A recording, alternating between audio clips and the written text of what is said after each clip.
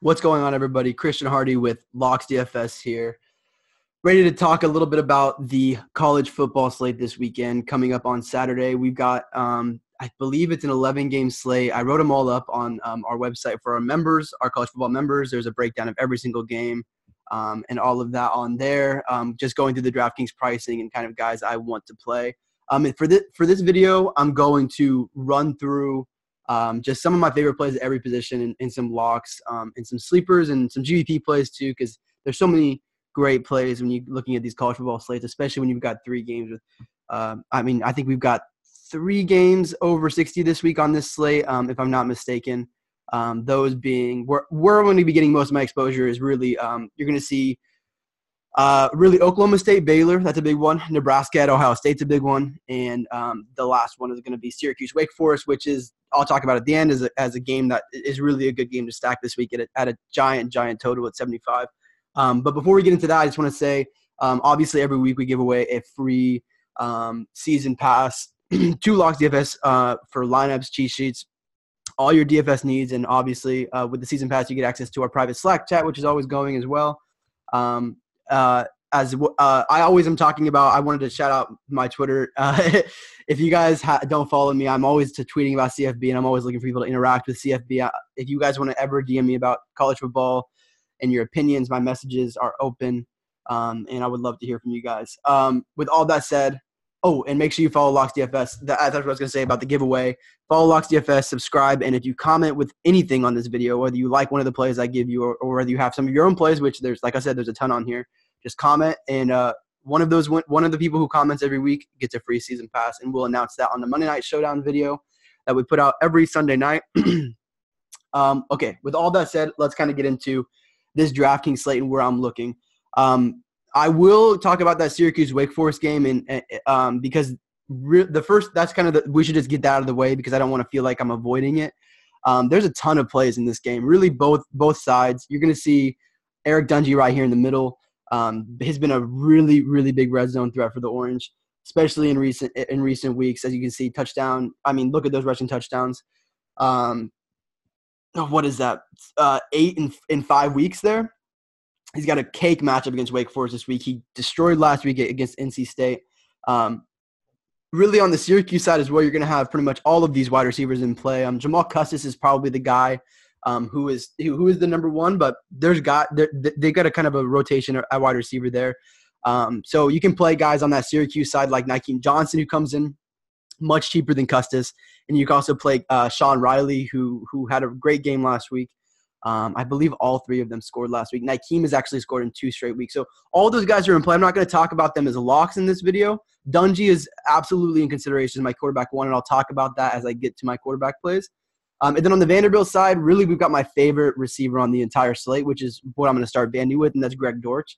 I believe he's the 3rd price. Yeah, as you can see under A.J. Brown and Tylan Wallace. Wallace is a great play as well. I'm not going to talk about him for the sake of this video. But Greg Dortch, you see these 2 games here against FSU and Clemson. Not only were they tough matchups, but he was still banged up with that ankle injury. I believe he hurt it. Against Clemson, actually, if I remember right. So this is quite possibly the best receiver in the nation, and you'll see him in the NFL next year, and if not next year, then next year. He's got a massive commanding target share on this offense.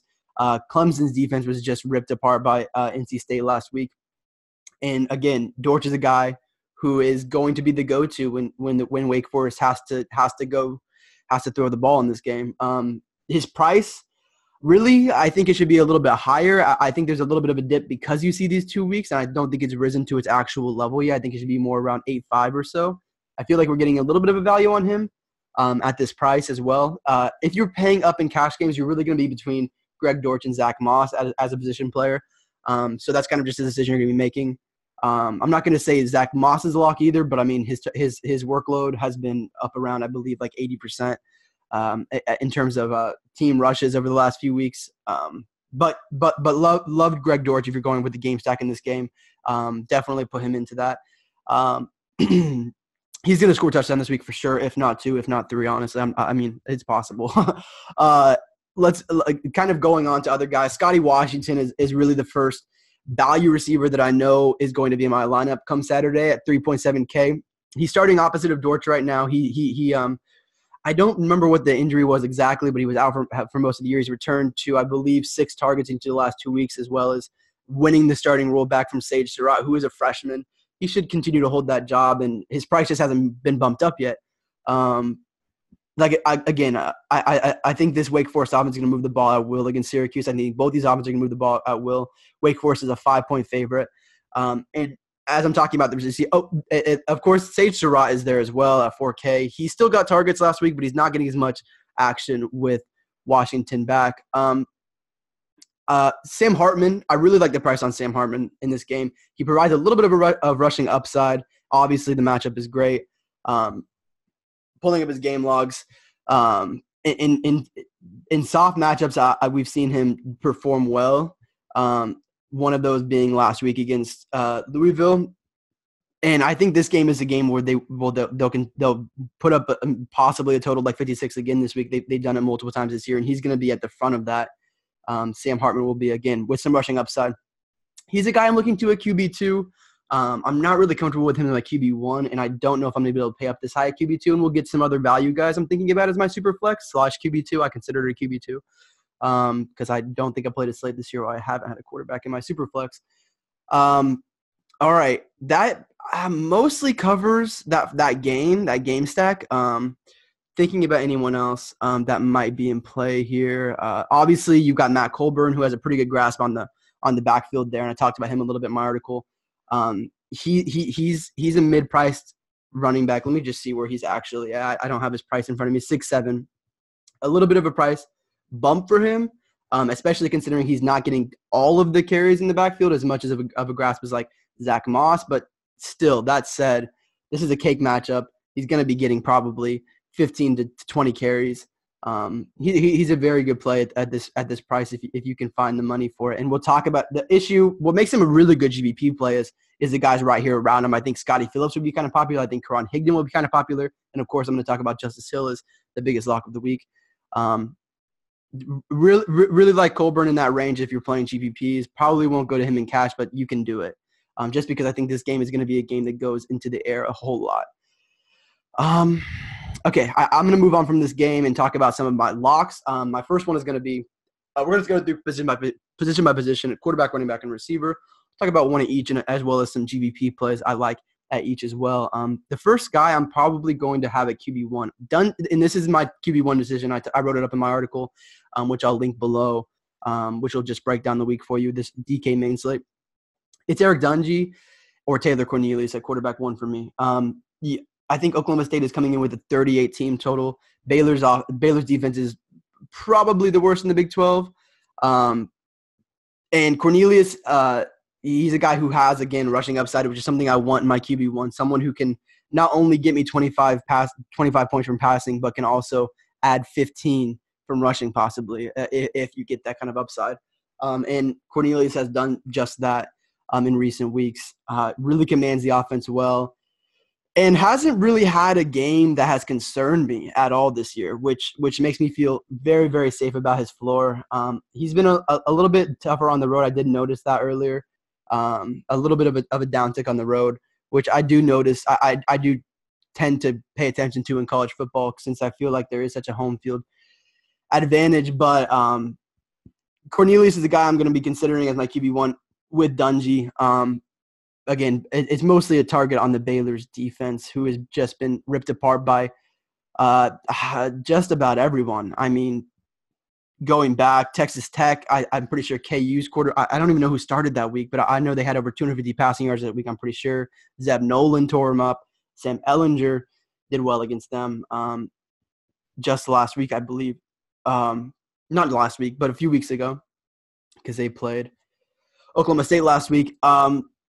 And then if staying here at quarterback, I'll go down and kind of talk about some guys I am considering in my QB2. The first one is mostly Drew Lock. And I know this is a little bit of a scare when you see him and his stats versus tough matchups this year. I mean, definitely it's a concern versus South Carolina. Passed the ball 36 times, 7.5 points. Versus Bama, passed the ball 26 times, 3.38 points. Last week versus Kentucky, who is right there with those defenses, 5.2 points and 27 pass attempts. I don't think I've looked at Florida a lot this week and thought about this matchup, and I actually don't really hate it for Locke as much as it may seem. I know Florida's defense has been good on paper. I wrote a whole paragraph about Locke in my article because this QB2 decision is pretty tough for me this week. But I mean, just last week you saw Jake Fromm, who I would say Locke is a tier right there with him. Go 17 for 24 with 240 touchdowns or 240 yards and 3 touchdowns. If we see Emmanuel Hall return this week, that is a big bump to him, and we could see that happen. I haven't heard anything about his practice kind of volume, but if we get him back, that's a huge bump for Locke. The biggest thing on Locke is that we're talking about a guy who has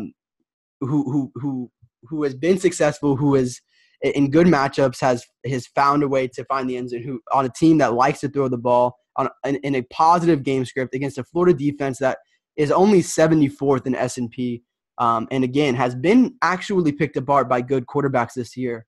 I really like this price for Locke. It was shocking to me that he was down here at 6K in this matchup. I mean, we just saw him at 7.8 against Kentucky last week, and we just saw him at 6.4 against Bama a few weeks ago. So, I think that I'm feeling good about getting 15 points at least from Locke, and I think he has upside to score 28. With his talent. So Locke is a really heavy consideration for me at QB2. I think Nathan Elliott will be in a positive game script, not someone that I'm going to really be considering heavily.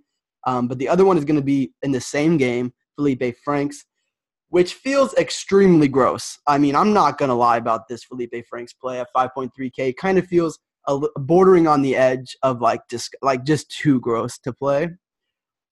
Missouri's defense hasn't been great against passing this year at all. I mean, Terry Wilson just passed for like 260 yards against them last week.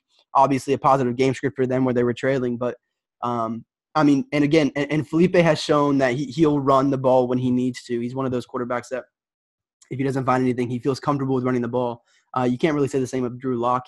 He rarely will run the ball. So Franks can do that. And so he had a little bit of rushing upside there. You see the touchdown last week. He's got, I believe, those 2 rushing touchdowns this year. So not that I'm depending on that. I'm just saying that may add a little bit of a floor potentially in this game. But Felipe Franks, with that upside, with a little bit of rushing upside. But this is a guy who I'm playing for the floor at 5.3K. Whereas that's kind of why I'm considering Locke over him for paying the extra $700. I think I get a much higher ceiling out of Drew Lock, and I think the floor is similar. I can't see Locke against this defense. It's not Bama and it's not Kentucky. These aren't the same. Florida is not those defenses. They're just not as much as respected as they've been getting, and as much as respect as DraftKings gave them, pricing him at 6K. So those are kind of the quarterbacks I'm considering at this point. Franks is down there real cheap. That price just stands out, but I think I'm going to want to pay the extra $700 to get Locke. Let's move on to kind of running back here. Justice Hill is going to be probably extremely chalky this week. I mentioned him just a little bit ago. At 6.4K, you saw, last week Tylan Wallace, I believe he was on the late slate, was priced at 5.5K and then kind of came in at like 90% chalk. A guy who gets heavy volume in this Oklahoma State offense, was in a pace-up matchup at home against Texas. And this is kind of a similar spot for Justice Hill where they've priced him down to the point where it's like, what's going on here? Like, this is a guy who was priced 9K just 3 weeks ago. And this is a guy who is one of the best running backs in the nation as well. I feel comfortable saying that. I expect this guy to get over 20 carries. I expect Oklahoma State Oklahoma State is a team that definitely will not let their foot off the gas pedal, and they're not going to just hand off to the running back when they're up. They're not just going to sit on a lead. That said, and they have a defense that they can't sit on a lead with. This defense is putrid. I mean, really, it's real bad. That said, Hill has a firm grasp on the running back one job. He's in games. I mentioned this in my article again. Games that they've won in the Big 12. You can see right here: Texas 23 carries, 3 catches, 24 carries against Iowa State, 31 carries against Kansas. So when they get into games when they are leading, they love to give Justice Hill the ball, and especially in conference games where they probably are not going to feel comfortable sitting on a lead at any point, or where they're not going to feel comfortable, earlier in the year, they were getting so comfortable in leads that Hill would just get benched in the second half. Hill's not going to be in that situation here. This defense is going to get beat by Big 12 offenses. It's just the truth of it. And so they're going to need to keep Hill on the field as easily their best running back and a guy who on a 38 team total is only 6.4K and has touched the ball 20 times. I would be shocked if he comes in under 70% in cash games. I'm not sure where he'll be in tournaments, but I'd expect it to be around 40% or something like that. I could be off on that. It's kind of hard to read ownership in college football. And I also think there are some more options in the mid-range. Again, I mentioned Colburn. I mentioned Scotty Phillips. That's a pace-up game for both of those offenses.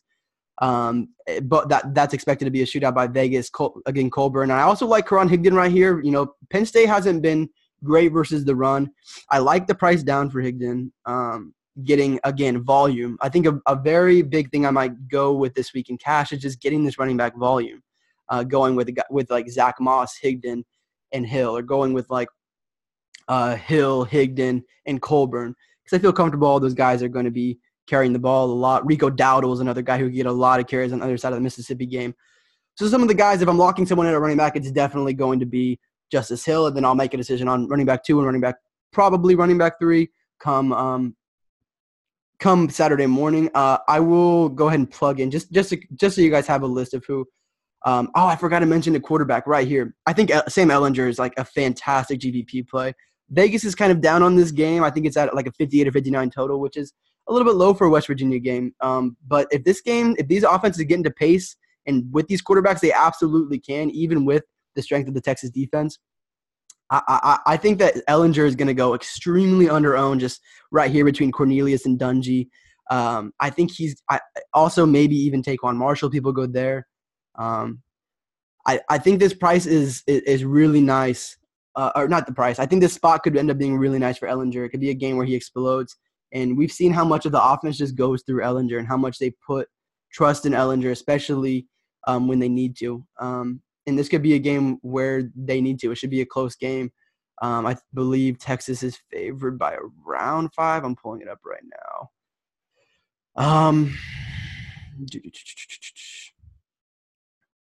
Why am I not finding it? Yeah, Texas, not 5. Texas is favored by 2 points in this game. Again, while this isn't expected to be a massive shootout, I do think it has that potential. So Ehlinger makes a good GVP play and will come in under own, I think. That kind of runs through some of those plays at quarterback and running back. Receiver, I wanted to plug someone in. I'll go ahead and plug in Cornelius. Man, it's a hard decision, man. I love Eric Dungy, and I think he's got a lot more rushing upside than Cornelius. Those two, it's tough for me. It's tough for me at that quarterback 1 position. I will go ahead and plug in Justice Hill at running back, as well as someone like Rico Dowdle, who appears to be healthy. You might want to check his status on Saturday morning, but I think he will be good after banging up his arm last week.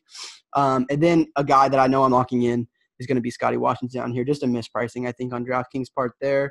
Or really just a matter of him not playing enough yet. All right, moving on. Other wide receivers other than Dortch and other than Washington and other than the Syracuse guys. One guy I like that I don't know if he's going to be able to make the lineup, because I think that if I'm going here, I'm going to try to my hardest to get up to Greg Dortch. But Jalen Hurd is still getting carries out of the backfield week after week. I mean, 6'8", 6'2". The issue with Hurd right now is that we don't know if Charlie Brewer is going to be in. If they're going with a guy like Jalen McClendon, who both of those guys are priced really nice and are also in consideration for quarterback too, I will say that. If it's going to be Charlie Brewer, Hurd's going to be in a lot heavier consideration for me. As we saw last week, his targets dipped, the offense kind of dipped. I have a lot less confidence in this offense with McClendon at the helm, but if Brewer is in, I love Hurd this week. I think they might get more opportunities to where they can run the ball and keep it a close game, where they might be able to hand off to Hurd more. And on top of Hurd just getting carries, he's getting important carries. He's getting carries around the goal line. They're setting up in different formations, kind of hiding in the backfield or that sort of thing. It's not just a bunch of reverses, So Hurd's a great play, and again, he's priced down this week because of his week last week. But that's a really good play if we find out that Charlie Brewer is playing. And that's kind of the one guy I'll mention up here. Going down a little bit further, I think you can go with either one of these two guys, Paris Campbell or KJ Hill, for Ohio State. I didn't mention Dwayne Haskins because I like to get that rushing upside out of my running back one or my quarterback ones. and he's just priced to a point where he's not giving me that, and I just don't think he's going to be worth the price if he's not giving me that. That said, I mean, this dude is the offense. I mean, this dude passes a shit ton. He's not coming in under 40 passes a game probably, especially in the game against Nebraska, where that's expected to be somewhat close, and at least in terms of Ohio State games, save for last week against Purdue. We know that Ohio State's going to be giving up points, and we know that Dwayne Haskins is going to be passing the ball a lot. And that means both these guys priced here that are for sure the 1 and 2, they have a firm grasp on that. I would guess their target share combined is around 40% over the last 4 weeks or so. Campbell is the number 1 and leads the team in the red zone. KJ Hill you get a little bit of a discount for, and is coming off 2 really big games as well, which is something that you should always be looking at in college football. Where has the quarterback been going to recently? I know that's kind of a game log watching type of thing, but in college I feel like guys can really start to move up. In NFL, the depth chart is set. But in college football, you've got guys who can move up and can move into better positions and create better repertoire with their quarterbacks, because it's a different type of game. It's not contracts. So both those guys are good. I would love to get one of those in cash a little if you need the money off of Jalen Hurd. Obviously you can play both of them. And I actually even like playing both of them without Dwayne Haskins and getting 2 other quarterbacks. I think that's a good GPP strategy you can go with. You got Jamal Custis here, who again I would love to get in my lineup as a guy who has a safe target share.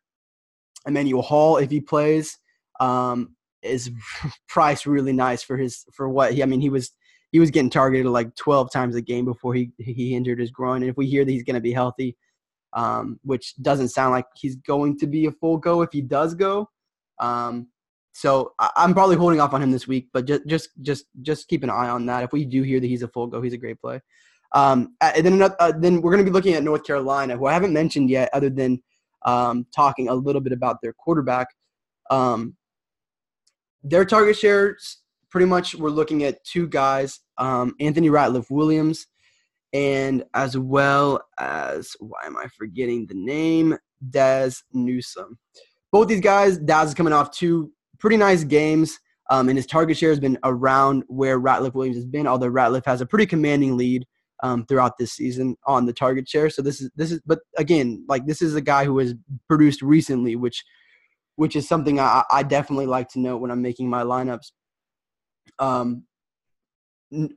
Newsome at 4K is a really nice price, and I think that I might go that direction just to save the money off of Ratliff-Williams. I think that 600 is going to be very valuable in other situations. I like them as basically the same. I think they're basically in the same spot here. I think Georgia Tech's going to put up points at will against UNC, and I think I think UNC is going to have to pass quite a bit in this game. Georgia Tech has shown that their offense can operate even being one of the most boring in the country. It's honestly astounding to me, but it happens every week. And here we are with North Carolina, a defense that is quite bad. And they're going to be giving up points at will.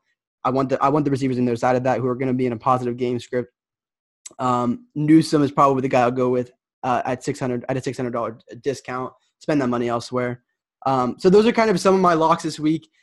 There's a lot more in my article, which I mentioned at the beginning. I broke down every game on the DraftKings slate as I do every week, DraftKings main slate. So I'm actually going to be giving that away for free this week. So even if you're not a subscriber, if you look at the link below, I'll drop it in there. You can just go through, read my takes, my opinions. I have my top options, my secondary options, and I rank I have the Football Outsiders S&P rankings in there as well. So it's a long article, but if you're looking for a certain take on a certain player, you can just Control F and find it. So, all right. With all that said, thank you for watching, and I'll be back next week with some more locks for college football. Thanks for watching.